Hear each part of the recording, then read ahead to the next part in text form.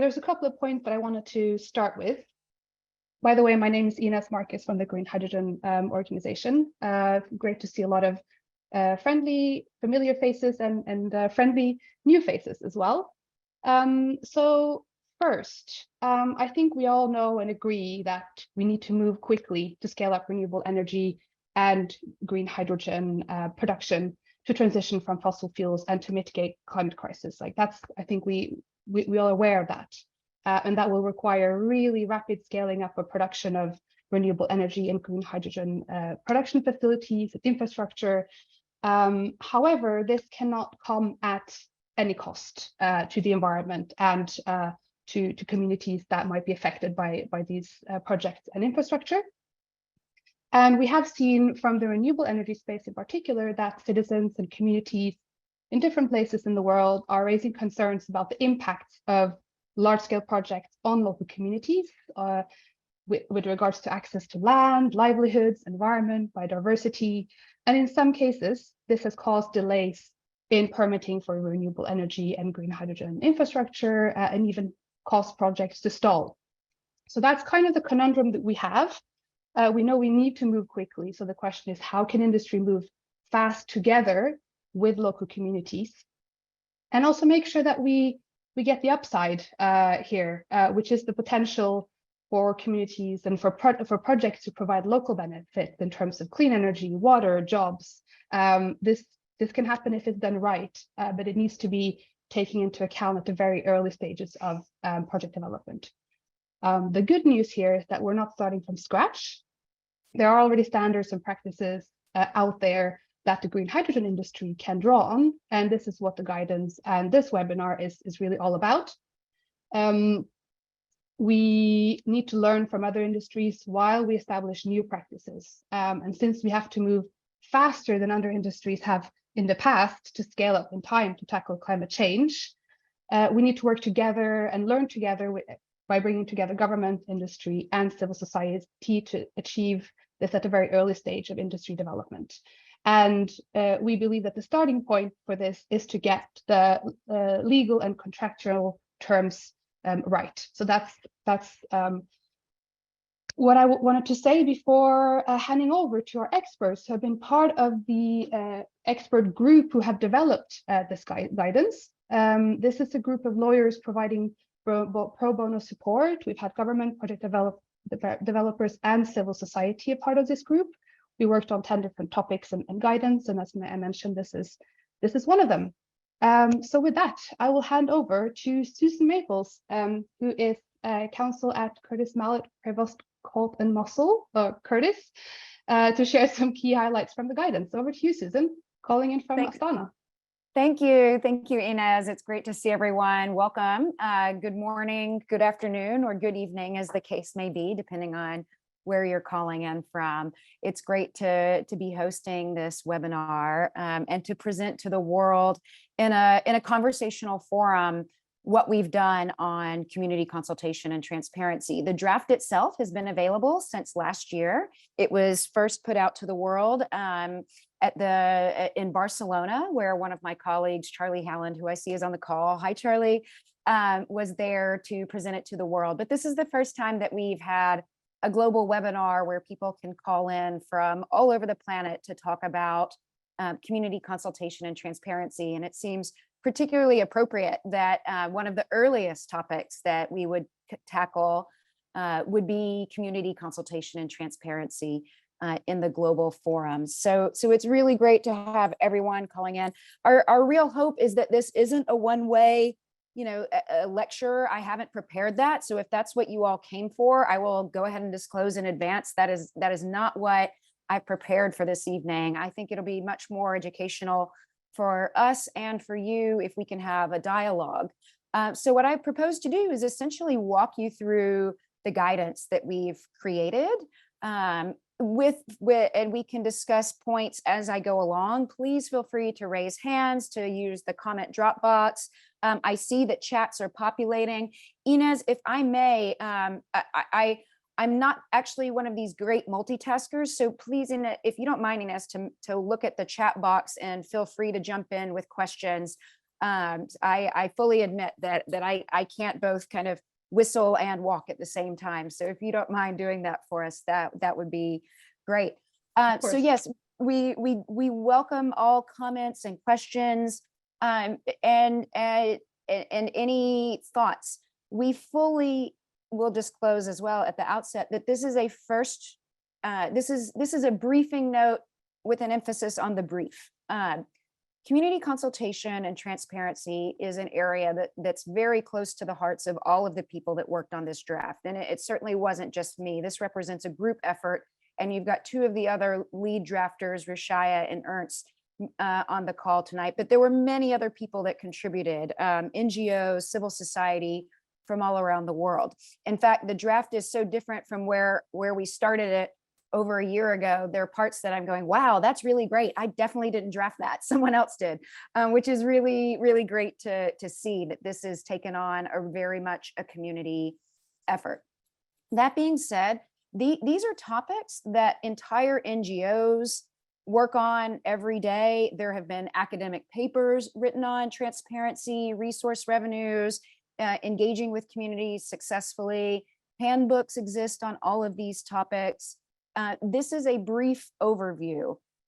This briefing note does not cover these topics in great depth. What its intention is to give people that may be new to some of the lessons that we've learned and that have been hard fought and hard won in the oil, gas, and mining industry, to bring them over to the renewable energy industries and to bring them over to green hydrogen. Many people have truly fought and lost their lives in certain countries over projects in the oil, gas, and mining industry. And the last thing we want to see here are the worst consequences of poorly run projects. So without kind of further ado, we have real reason to think that could happen. And I can say that from one of my colleagues. He was in his home country, and I won't say which one it was, but he was reading the local news. And in the local news, this country is already signing memorandums of understandings for green hydrogen projects. And the local newspapers said, and I quote, "One day we will be the Saudi Arabia of green hydrogen." So already we have communities and local media and citizens that have extremely high expectations for the future of the green hydrogen industry. Now, whether or not this country or any country will become the the green hydrogen of Saudi Arabia of green hydrogen, who's to know? It's far too soon to say what this industry will look like and what impact it will have on any given country. The point is that this is already out there in the public. People care, people want to know, local media is covering it. So we need to be part of that conversation and be helpful in that conversation. And we know this is very, very important because, as I said, angry communities, communities that haven't been consulted, citizens that don't know what's going on with a project, have been impacted in the most grave ways. And then there's the business side of it, which is many studies have shown that not consulting with communities, not having your social license to operate, can increase the costs of a project, their baseline cost, by over 29 times. That's a massive increase in the operating cost of a project. So what I'd like to do today is walk you through the guidance and take questions as I go, if you have any, and show you what we've done, and then hear from you about what more we can do, what questions you may have, and we can go from there. So if that sounds good, Inez, I see there's some things in the chat. Is there anything we should address before we keep going? No, I will flag to you. There's some interesting just comments about what people are doing, but I'll make sure to flag when there's questions. All right. First thing I'm going to do actually is I think I'm going to here. Okay, there we go. I needed to find my own box. So, oh dear, I forgive me, guys. I'm just going to change the view on this. I tried to do something fancy, but now it's too confusing. Okay, so this is the brief, and like any brief, we lay out what are we doing, and we also highly encourage you not to just look at this brief, but to look at all of the other briefs that we've written, and in particular, There was the brief on land issues that was discussed last week. Charlie's on the line, who is a part of the Sustainable Development Group. A lot of these issues overlap. There aren't kind of bright lines where this is a sustainable development issue, whereas community and transparency is not. So the guidance notes have some amount of overlap, and they shouldn't be viewed in isolation. As you can see, we cover 5 main topics in the briefing note. It's only 30 pages. We felt like that was a kind of manageable length. Someone could read this in a matter of a couple of hours, maybe even on your way to a meeting and your commute. We wanted to keep it easy and digestible in a quick way. And we cover the legal framework, and then we cover practices and trends. We go into guidance on best practice.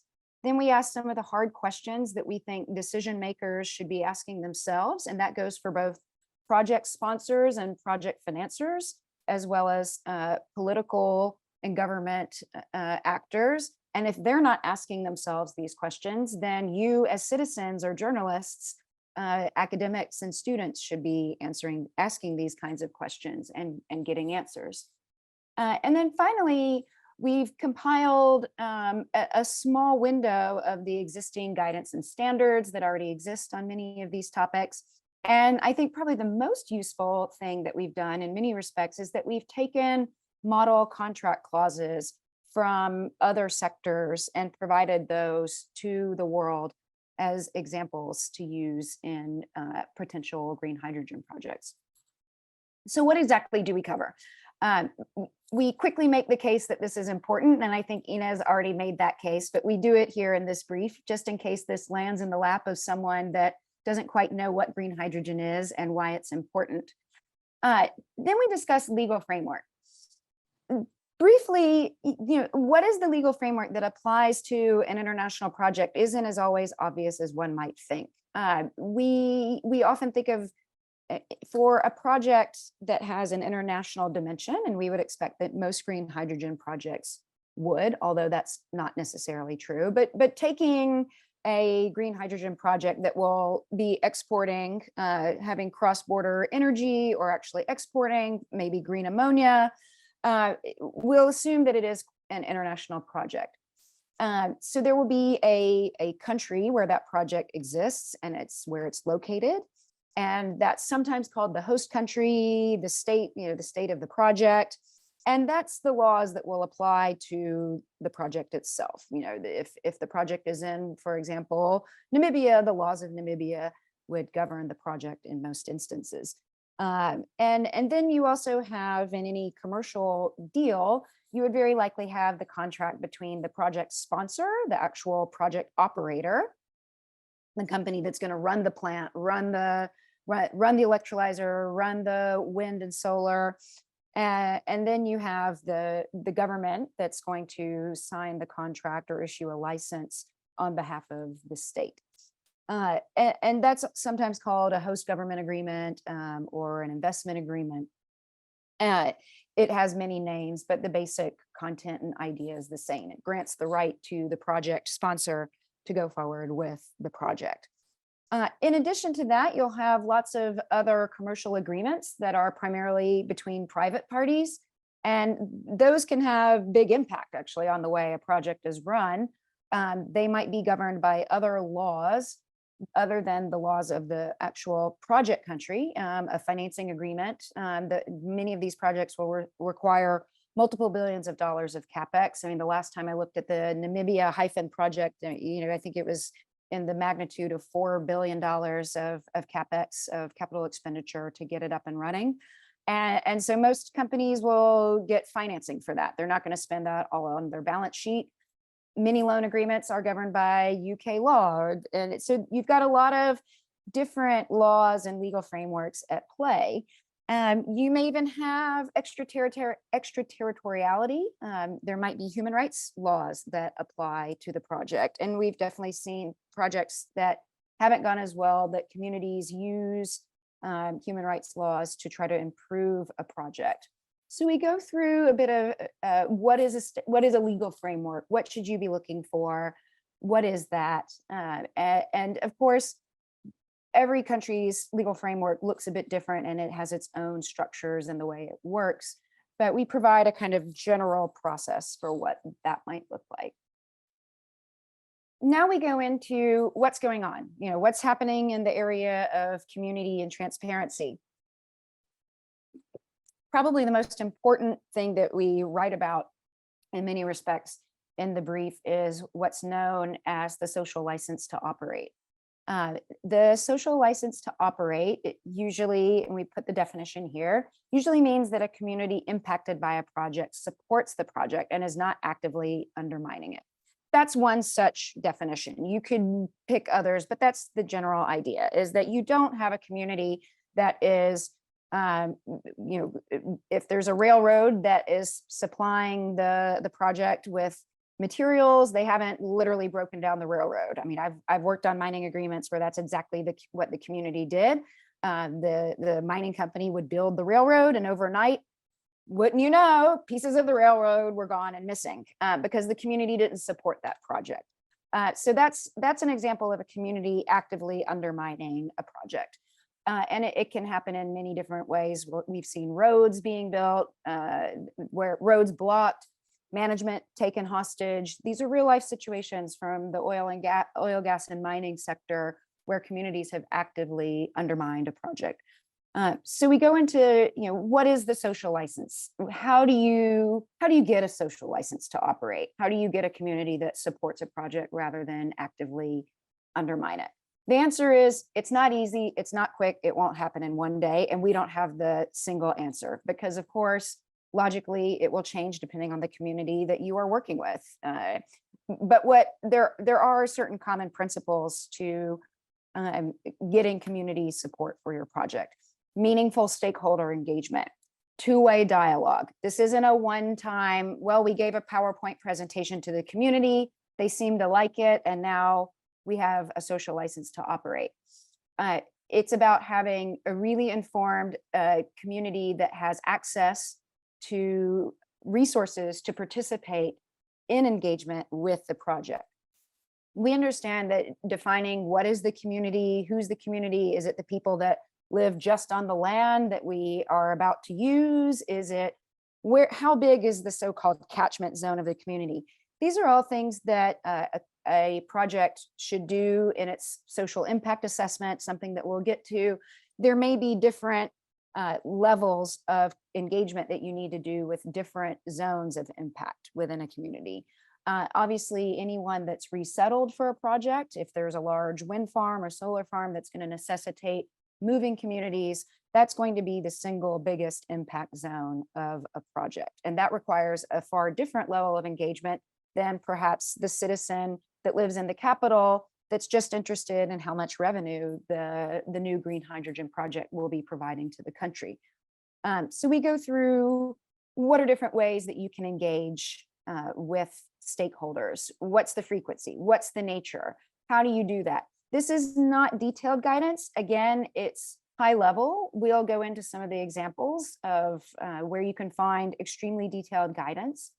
We do note that Indigenous and First Nations people do have a different standard called free, prior, informed consent. And any project that would impact Indigenous and First Nations people would have a higher standard under international law that it would need to hold itself to. Some projects hold themselves to that standard no matter what, regardless of the people that it impacts.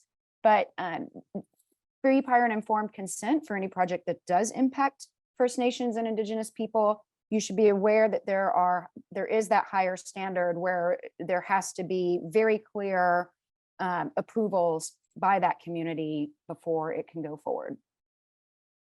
You can find that detailed guidance. The International Finance Corporation's Performance Standards has been doing this work for a very long time, and they've got quite specific guidebooks that can help any company or country or NGO or community that's facing this kind of issue with respect to a green hydrogen project. That guidance is equally applicable for a green hydrogen project as it would be for any other project. There are a lot of tools. This one's from the Columbia Center on Sustainable Investment, one of my former homes. before I became a full-time lawyer. They've got great tools that are actually specific to commercial wind and solar projects. So know that that's out there, and they've got excellent guidance that we are building on. We spend, like I said, quite a lot of time on what does engagement mean, because it is so different depending on the community that you're working with. So you can see as I scroll through the document, we've provided a lot here. We would definitely recommend that any company have its own policy. That way you're not having to come up, any company that's going to be engaging in green hydrogen, get in front of this and begin to draft your human rights and community engagement policy. That way you have it off the shelf for any project you invest in. Here's some examples from other companies that could inspire your own. I'm mindful of the time, so I'm going to try to keep going rather quickly. One way that we've seen that's been very successful in the mining sector has been what's known as community development or local benefit agreements. Canada has used this for its First Nations for quite some time, and that's a mechanism that actually formalizes the relationship between the impacted community and the investor. And that can be helpful because then there is an understanding of the rights and obligations of both the community and the investor. What will the community get? How will they get it? When will they get it? What's their responsibility? If they have a problem with the investor, what do they do? So that's often especially important, is having a grievance mechanism that's agreed at the outset of the project. That way, when problems arise, which they inevitably will, there's a known process to resolve that conflict. If you don't do a community benefit or development agreement, there are also things like the OECD contact points or the World Bank ombudsman that can act as a mediator, a credible mediator for disputes. And those have been used for a very long time in the oil, gas, and mining industries. I'm just going to scoot quite along to our next topic, transparency. Another topic that's very near and dear to our heart, and that has had many hard-fought battles in the oil, gas, and mining space to fight for the transparency of lots of different types of information, whether it's the environmental assessment plan, the environmental management plans, social impact plans, the revenue that a project generates, how the government is spending that revenue, the contract itself between the government and the project sponsor. These are all things that the oil, gas, and mining sectors have worked collaboratively as NGOs, governments, and communities to agree to standards of transparency. And of course, every country does it a little bit differently. There's not one solution, but you can see there's OECD guidelines for this. It can cover things like corporate governance, who sits on the board, anti-corruption, how do we fight corruption in this nascent industry, project information, payments to governments, beneficial owners, and of course the contracts themselves. So we provide you with the major types of transparency that people have fought for in the past, and all of the different, not all of the different, but many of the different standards that are out there. It's not just once the project is going that it should be transparent. Of course, transparency in the actual bidding and the awarding of a project is highly desirable in terms of making sure our countries get the best value for money and anti-corruption. And that's already happening. Namibia has actually held a public auction for its initial hyphen project. So we're coming up on the guidance to the best practice. Here's the key questions that we've prepared for decision makers. I strongly advise anyone that's in a country or that is in a country where investors exist, that they look at these questions and that you use them to inspire you for the questions you would ask of your project. And then finally, we've got the two annexes. And you can see when I said this is just our little guidance note is nothing. It's a little drop in the bucket compared to what's out there. Here's best practices in community development agreements, impact assessments, consultation processes, transparency and reporting. And even this is just a small sample of the guidance that exists. Model clauses are actually harder to come by. There's very few model clauses that are out there In some ways, because every project in a sector like this really is bespoke and has its own needs. That being said, I forget exactly when it is, maybe Ernst knows, but I think in the kind of mid 2000s, the International Bar Association did a comprehensive dialogue with communities, lawyers, investors, and they came up with the Model Mining Development Agreement. And it really is an incredible resource for anyone that's trying to look for model language for a project. It's relevant not just for mining. And the Model Mining Development Agreement didn't just tackle typical, what's the exploration period? How do we ensure the safe tenure of title between exploration and development? They went into the issues of community and transparency that this brief covers. So it goes into things like the IFC performance standards. How do you contractualize those and make them into a firm obligation? Social impact and assessment plans. How do you make those a contractual obligation? I will note that many countries actually have legislation that requires those. I know a country that I lived and worked in for a long time, Liberia, has its own law that requires any project of a certain size to have environmental and social impact assessments and monitoring reports. So you don't just do the initial assessment, you've got to report on the assessment. But if that's not the case in your country, then you can contractualize such obligations. And we provide anti-corruption, community development agreement language. We provide local business plans, transparency language, and then actual examples of community development agreements. There's a whole database actually from the Columbia Center for Sustainable Investment, as well as the Sustainable Development Strategies group. So there's really a lot out there. I tried to cover as much as possible in a reasonable amount of time. But now I'll turn it over to back to Ines. Thank you, Susan. That was incredibly helpful. We do have a question, and I will actually, I'll read it out, and then Ernst, you'll also come in, but it's a good one because it relates to a bit, both to this, but also to local content. And you saw there are sort of clauses around local business plans that project developers can consider. But the question is, in addition to the sort of managing community impact and transparency, do we cover how basically labor opportunities for local small and medium enterprises? And this is from Mrs. Jane. She refers to, we hear a lot in Namibia. There's a 10 billion project, and they hear, these large in numbers of investment figures, and how can sort of small local players also participate and through the value chain. So I'll let you, Ernst and Susan and Rushaya, perhaps address that as well. And Ernst, but if you want to also comment on the other aspects of the guidance that Susan presented. Ernst Muller, who's the senior associate for ESG at EMEA at Herbert Smith Freehills. Do you want to come in on this question and also share any other reflections or comments based on your experience for how what are specific community engagement practices that project developers can consider, and linking it perhaps to this question about local content?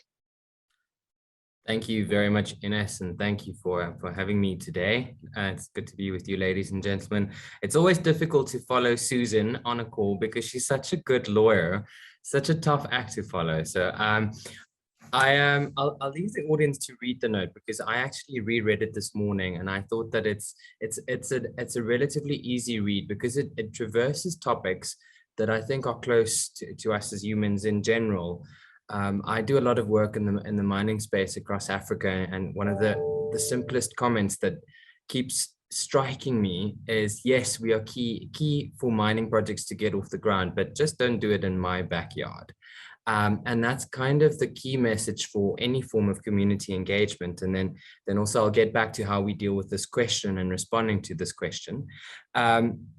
But I think that there are three key pillars that we try to address in the paper itself, but also but I think which should guide any community engagement process or strategy or thinking or framework. And the first is it should be an approach that's based on specific values. And having reread the paper, I think that there are 4 key values that should guide the whole process, being the first is humility. The participants in the process should approach the process with humility. I think working with communities across Africa, communities generally do adopt a humble approach, but I think that we're constantly reminded that the other role players in the process are not approaching the process with the necessary humility. And I think that that's important. But that then feeds into the second bit, which is honesty. We must be truthful, and we must just be transparent in this whole process. And that's something that we touch on a lot in the paper. And then the third bit is authentic. We must say things as they are. And that leads to the last bit, which is dignity. And acknowledging the people on the other side of the table, in fact, on every side of the table, people, the dignity of people should be acknowledged. And this means that we must appreciate that they have opinions, that they have knowledge, and that they have something to add. Everybody in the conversation has something to add, which will result in the benefit of the project as a whole. And then jumping through to that specific question on how you can involve local communities in the establishment of a specific green hydrogen project, but also the greater green hydrogen sector. If you appreciate that everybody has got something to add to the conversation, you will be receptive to the contribution that local communities and local businesses can make towards the effective establishment and running of a green hydrogen project. Now, the contribution that they can make is obviously dependent on the circumstances and the services that they offer. So I don't think it's a one-size-fits-all box here, but rather if you consult, and that's the second point I want to make, and which we make in this paper as well, early, so from the start of the project, and you consult throughout the life of the project and every different phase of the project, then you will ensure that you are involving community members in the decision-making process, in the thinking process, and that will ensure as well that local businesses are able to identify opportunities where they can make a meaningful contribution, and where the project developers can then benefit from the contributions which the local businesses can make. And this requires an ongoing process of consultation, so dialogue, a two-way stream. That's something that we touch on in the paper as well. But at the same time, it ensures that when you consult with communities, when you engage with them, that you do so in a way that everybody can understand what the key messages are. We've had a lot of conversations surrounding transparency and what information you should be disclosing and what information you shouldn't be disclosing. And I think that the litmus test here is taking it back to what I said at the beginning. If they were going to embark on a green hydrogen project in your backyard, what information would you want to have to hand? I don't think that we should draw a distinction between community needs and our own needs as people on this call. We all have the same desire, and that is to be acknowledged, to have enough information so that we can make informed decisions, and to have an opportunity to meaningfully contribute to the processes that will have an impact on our lives. And that might be as simple as we run small businesses and we can provide services and goods to projects, or it can be as dramatic and draconian as having to relocate communities to specific areas. And I think a key example, not necessarily in the green hydrogen space, but another conversation that I was part of the other day that came to the fore is a South African multinational business wanted to embark on a project in Mozambique. Following guidance from one of the multinational banks, they decided to relocate the communities. At the end of the day, the community was quite aggrieved by the fact that they were forcibly relocated, when at the end of the day, all that they really wanted was to be compensated and then to choose where they wanted to move to so that they can build their own houses and start new lives in a new location. That's a question of dignity, again, at the end of the day. And if there was a form of meaningful consultation, meaning giving people the facts that they need to make informed decisions about how a project will affect them, this would not have been a problem that affected the multinational, the government, or the communities. The last thing that I want to mention before I hand the mic back to you, Ines, Susan, and Rashaya, is that I think it is important at the end of the day to make sure that you record these conversations, and whether you record them in the form, record the conversations in the form of agreements that Susan touched on, so the community development agreements, or in social and labor plans is what we have in South Africa, where it's slightly less binding as a document, or just to have an ongoing platform where you exchange information. I think it is important to embark on an information sharing process where people have access to that which has been agreed between the different participants. And I think one of the key lessons we learn here is that that information must be easily accessible, because in the ESG space, at the end of the day, it's not about the black letters of the law, it's about the spirit of the law. And the spirit of the law says that we must be conscious that life evolves. It's a dynamic society that we live in. And if people have access to information, free access to information, then we're able to make informed decisions and meaningfully contribute. Because at the end of the day, the success of the green hydrogen sector is contingent on all participants in the ecosystem meaningfully contributing to this process. Communities have an obligation on them as well to ensure that the projects work and succeed, because at the end of the day, we're all chasing a net zero by 2050 strategy. Thank you, Ines. That's my spiel.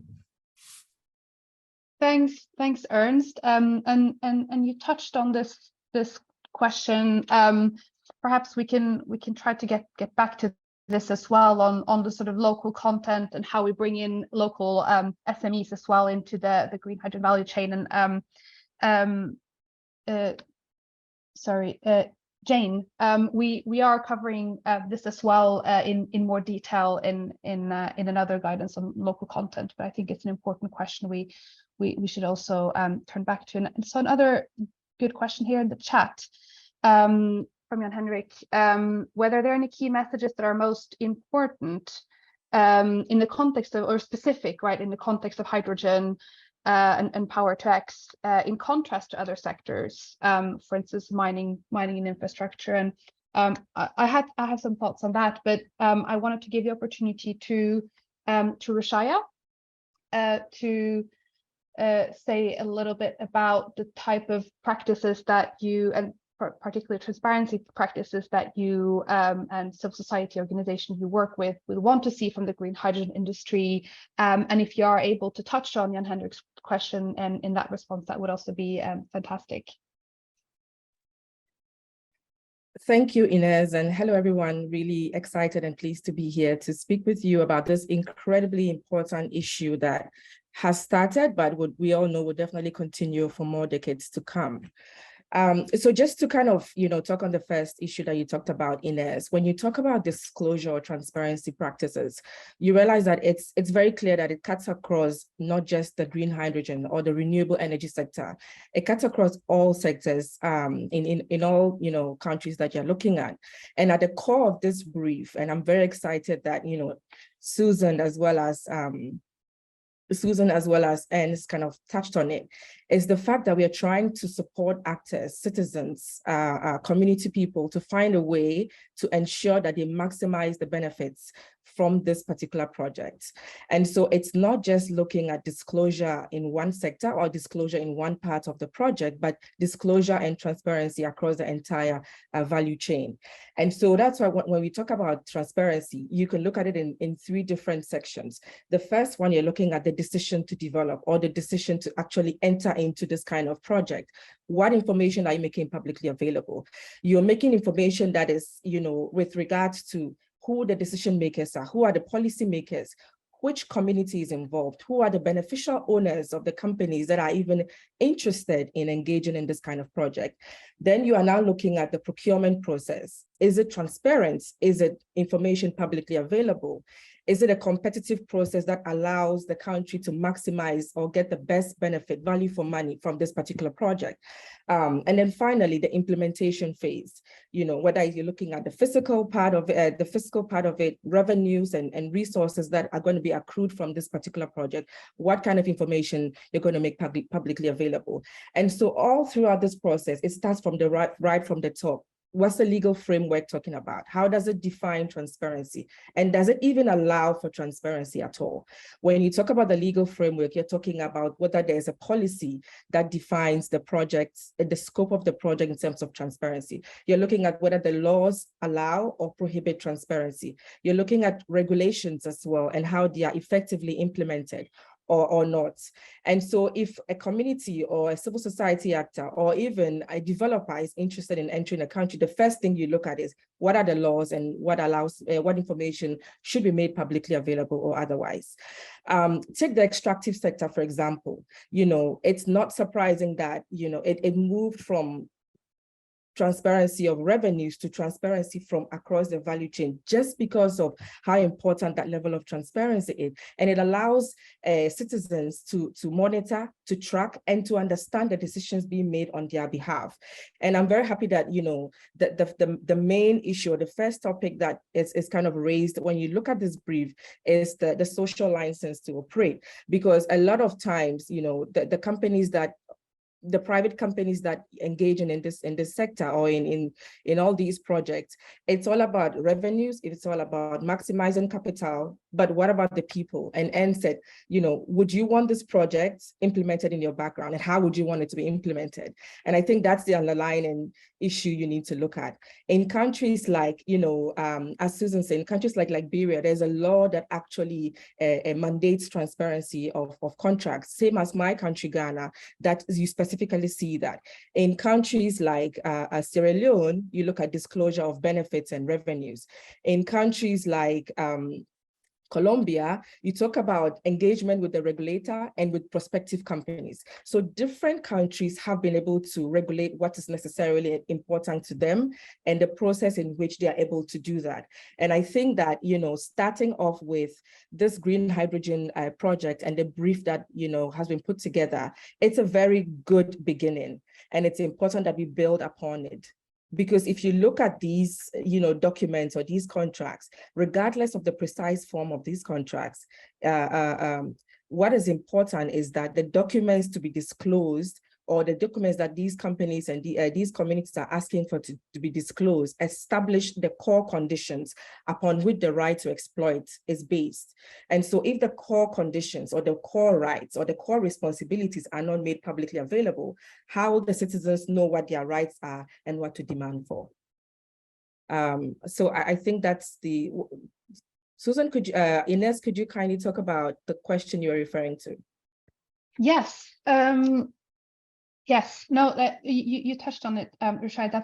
That's great. And I think the question was about the, we draw so much on experiences and lessons from other industries because we're a new sector. What we're trying to do is to prevent the mistakes from other industries before they happen. So that's why obviously a lot of the standards and recommendations are based from experiences from other industries. So when it comes to the green hydrogen industry specifically, of course, we see that there are because it's a process that requires a lot of renewable electricity. It requires water.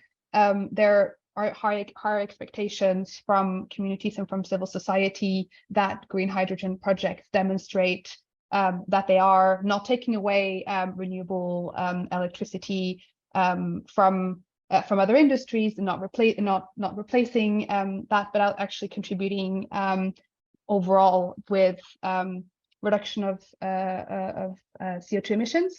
And that's obviously, some of you might be familiar with additionality principle that's applied in the European Union and other jurisdictions. But so there's those kind of questions around, demonstrating value to communities where projects might be generating and using a lot of renewable electricity and desalinated water. And there's also the issues around transparency. I think Jonas has kind of touched on it in his question in the chat. There are so many projects that are in the development stage. There are really large-scale projects that require significant amount of finance.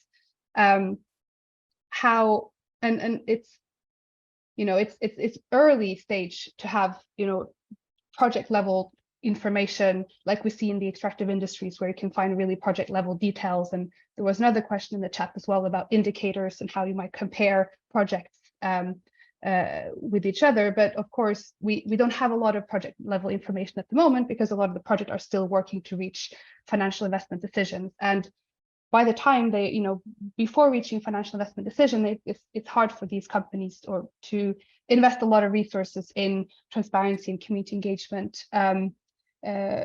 So that's just kind of a bit of the challenge, I guess, that we're facing, in particular in the green hydrogen industry. But it would be great to hear if others on the call as well have thoughts on that, some of the challenges that are faced in the green hydrogen industry in particular, and some key messages that that are specific for the green hydrogen industry. I don't know, Susan, do you have any reflections? I see you you unmuted. Yeah, sure. I'll just kind of go through. I had the benefit of a little bit of time to look at the questions, and so I'll just go backwards through them. Tim, to answer your question, no, we did not address shared infrastructure. That's a great idea, and I think one that's extremely relevant. We could definitely see project developers wanting to use the existing grids and existing electricity infrastructure. What benefits should they get? What new load capacities will that be putting on existing infrastructure? Who bears the cost? That's a really great point, and one that, frankly, unless another brief talks about that, I'm not aware that we address shared use of infrastructure. With respect to Jonas's question, you were there for it. It was shocking how long it took the World Bank and the IFC to adopt basic transparency requirements for projects that they would support and fund. That it was incredible. I mean, I'll never forget being in one of the World Bank annual meetings, and Ian Gary walked up to the microphone of a public event and said to the IFC, the IMF has already said that revenue and contract transparency is best practice, and yet you, IFC, and this is 2004, 2005, and yet you, the IFC, you, the World Bank, have not yet adopted that for the projects you fund. I would love to believe, and maybe it's up for debate, that the international financial institutions have learned their lessons from the oil and gas and mining industry, and hopefully the private sector too, because I think we all know money is what talks. And hopefully we will see those project funders that won't come in and invest until after an FID basically say, if you haven't done your diligence with respect to communities, if you don't have a transparency policy already in place, we're not interested in giving you the money you want. So let's advocate with the funders, the public and the private finance sector, because they're basically the people with the most power to really make that change in many respects. I'll let others kind of join in some of the other questions. I will say to Jane, in terms of labor and local content quickly, look, these are not labor intensive projects. We should all be clear about that. This is not manufacturing clothing. This is not manufacturing cell phones. The amount of labor that these projects are going to need is not huge. That being said, I was just having lunch with a major green hydrogen developer, and he said, look, our ideal location is remote desert places where no one lives. So in a relative term, going from a place where no industry exists to a place where there are several hundred jobs, that's a huge leap. And then we may need to even think about what impacts does that have for that community? The prices, we know from oil and gas and mining that the price of goods goes up. Not everyone that's employed there can now afford to live there. We've got to plan for those impacts quite carefully, because the most desirable locations for these projects aren't ones where there's probably a lot of other jobs, quite frankly. I'll stop there and let, there's a lot of hands up. So Inez, I'll turn the floor back over to you. Yes, I'll hand over to Roshaya and then Charles. Just to say, sorry, Susan, we do have the guidance on share infrastructure and a webinar coming up on that later. I don't want that to be my standard response to everything, but we do happen to have that. But it's an interesting question about more broadly also about sort of third party, joint venture partners, etc. That we'll definitely look into as well. So thanks for that. Roshaya, I think you were first. Yes, very, very briefly. I just wanted to, touch on a couple of questions I saw with respect to, transparency, due diligence, and other international indices and indicators. When you're talking about or advocating for transparency, it's usually not transparency just for the sake of transparency. One of the benefits that we've seen reflected in the extractives and in other sectors is that you are able to standardize these contracts, but also the processes as well. So it's easy for, let's say, a country like Namibia to learn from New Zealand or from, Egypt or other countries, because there is some kind of standard that has been set. That said, each country obviously has their own needs and their own contexts, but it also allows us to expedite contract negotiations or, procurement negotiations in a way that it's you're allowed to include a lot of critical terms based on the recent growth and in areas that are quite necessary. And so, for example, let me just give an example. In Ghana, where I am, you talk about the power sector or the electricity sector. There is no mandate for contract transparency.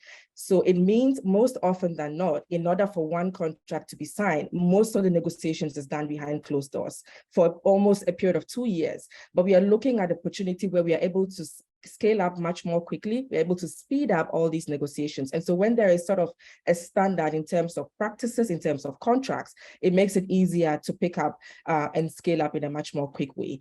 And then the last point I think I wanted to talk about was the fact that, ultimately, also looking at a way to reduce risk, not just for the community, but for project developers and for governments as well.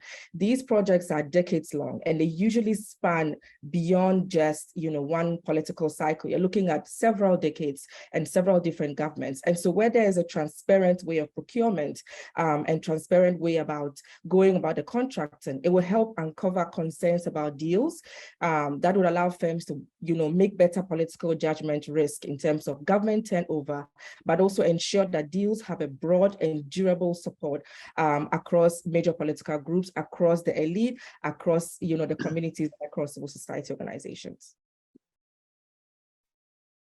Fantastic. Thanks, Rashaya. And I think just on the standards point, just to highlight that the green hydrogen standard, which I'll drop a link to in a moment, does build on existing standards in its requirements on community consultation, on demonstrating contribution to sustainable development goals, and also on transparency, drawing from the Extractive Industries Transparency Initiative standard. And I see we have colleagues from EITI on the call as well.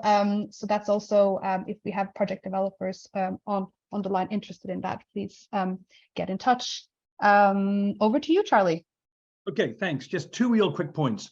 Point one, just following up on the shared infrastructure point, and I'm glad I'm just focusing now on the upcoming panels. But so it's good to see that it's going to get its own specific thing. But in the context of green hydrogen, the potential for a project to provide additional water where desalination is required to the community, and the ability to not merely supply more electricity, but to help stabilize an existing unstable grid.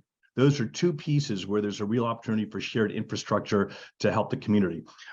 Second piece I really want to emphasize is sort of something that Ernst touched on and that Jonas touches on in the comments, and it's so critical. That has to do with timing of when this happens. Right. I come to this from a different perspective. A lot of folks here are oil and gas folks. My perspective is actually in the context of wind and solar projects. And yet you have NIMBYism in wind and solar projects. These are much simpler projects, but all it takes is for a narrative to start in the community that maybe objectively is not fair or is fair, but people can differ on that. Once that narrative takes hold, it's very, this is a good thing, or these are evil people extracting resources from the community. Once that narrative takes hold, it's very hard to change it. So notwithstanding the fact that a developer is going to be understandably nervous about putting too much effort when he doesn't really have, he's not that close to FID, the downside of not doing that initial engagement is that a narrative can start that can hurt you. And hydrogen projects, at least superficially and perhaps in reality, are scarier than a wind and solar project. Hey, it involves hydrogen. Ooh, that's the stuff that blows up. Think Hindenburg. So my big point here is that given the challenges I've seen for large scale renewable projects, which are superficially much more benign than a green hydrogen project, and I've seen the downside there of not engaging early, openly, transparently, honestly, being willing to show up and take some barbs, all the things that Ernst and Susan have already talked about. The downside of not making that investment early on is that a narrative can take hold that can really sink a project. That's it. Thanks, Charles. That's fantastic, and great plug for some of the other upcoming webinars and guidance on these issues. Samantha. Hi, Ines. Hi, everyone. My name's Sam Chadwick. I'm with FFI. I head up the communities team. So this has been a great session for me to listen to, and the material's fantastic. Look, Jonas's question is a really pertinent one, and I think, you know, we're really living and breathing this all the time now as we advance our project portfolio. And, you know, it's for myself as a social performance practitioner, you know, I've always been following, you know, IFC Performance Standard 1. I think the Green Hydrogen Standard aligns beautifully with that. It really gives us, you know, that pathway to follow for early engagement. But I think the balancing act is making resources available to do that engagement early, and much earlier than FID absolutely is essential. You can't leave it that late, but also not going in too early and building a whole lot of expectations for communities that may see this as something that's going to be a definite when it isn't until that FID point. So it actually is quite a balancing act. I just thought I'd share that. It's definitely an experience we're having it and we're learning from, and I know some of my colleagues on the call also will be really feeling that as well. So yeah, it's going in early, but you know, timing it right. Absolutely. And thanks for sharing that. It's great to hear from people who are working on this. And, you know, we can all say, we all agree that it's essential to, you know, be transparent and engage with communities, and how do we actually make that happen at the right time, and how do we make the consultations genuine, and how do we make sure that projects benefit communities. We do need to hear more from project developers and obviously from communities and civil society organizations, and we at the Green Hydrogen Organization want to play a role in making that happen, and this is the first step. We're so grateful to the experts, the lawyers, and others who have helped make this guidance happen as the start. And we also really appreciate all the excellent comments and questions in the chat that have been really enriched the conversation. And yeah, we welcome you all to stay connected through the upcoming webinars, and get in touch if you want to be more involved as well in this contracting projects. It's an open, transparent, and inclusive project as well. So with that, I think we're out of time. But we hope that you follow up with any questions or comments, and yeah, we'll continue the conversation in the coming weeks. Thanks to Susan, Ernst, and Rashaya in particular. Thanks, Ines. Thanks, everyone. Thank you very much, everyone.